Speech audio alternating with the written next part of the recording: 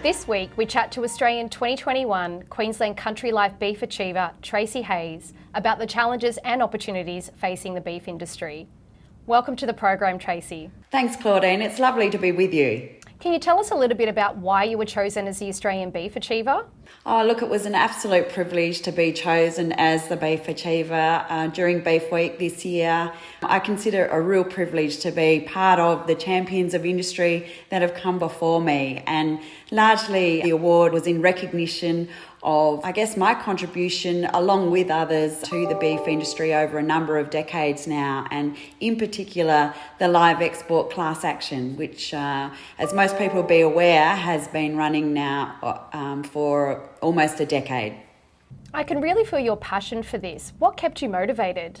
Our international trade is such an important part of agriculture. We're an exporting nation. The beef industry is such an important part of Northern Australia, and of course the live export trade is an important part of that. So all of the fundamentals are a critical part of who we are as a nation, who we are as a community in Northern Australia, and certainly who we are as an industry. So in terms of staying the course and sticking with the challenge, it was really quite simple for me when you've got all those fundamentals as a base to work from.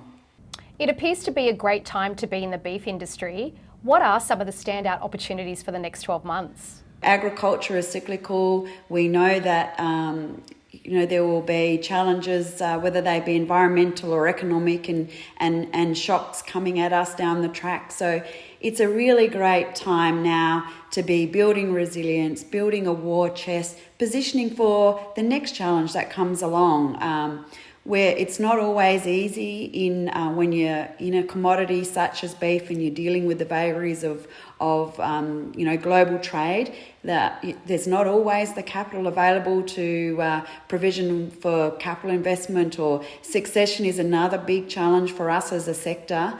So the reserves are not necessarily there year in, year out. So when the industry is positioned like it is now, where we have a confluence of factors insofar as the global demand is strong, the supply is not there.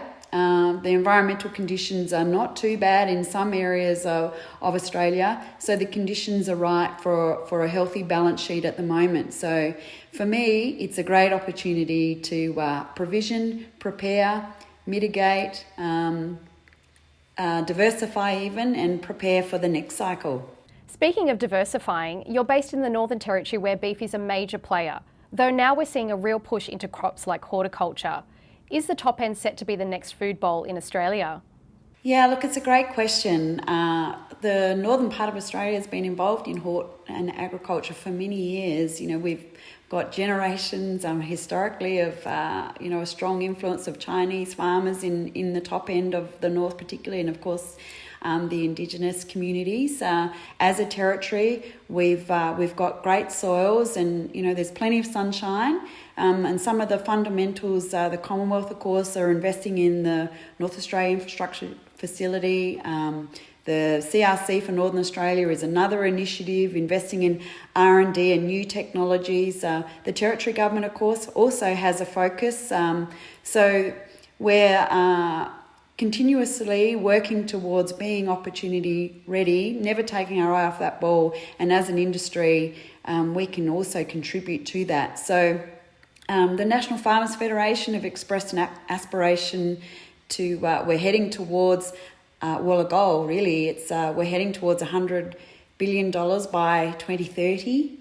The Territory can play a role in that. We're less than 2% of the moment in terms of our contribution in value to farm gate production. I think we're sitting at around 1.3 billion. So we need to be generating in excess of 2 billion by 2030. So that sort of breaks it down into, I guess, understandable chunks of where, as a territory, we need to be working towards. And really, if you do some back of the envelope calculations, it's quite a significant challenge. We need to be increasing our value of production by about $7 million a day if we are to achieve that. So it shows the magnitude of the challenge that's before us. Thanks so much for talking to us today, Tracy. Thanks, Claudine. It's been a pleasure being part of your program. I really appreciate it. An impressive industry leader and well-deserved recipient of the Beef Achiever Award. Yes, and some exciting prospects for ag in Northern Australia also.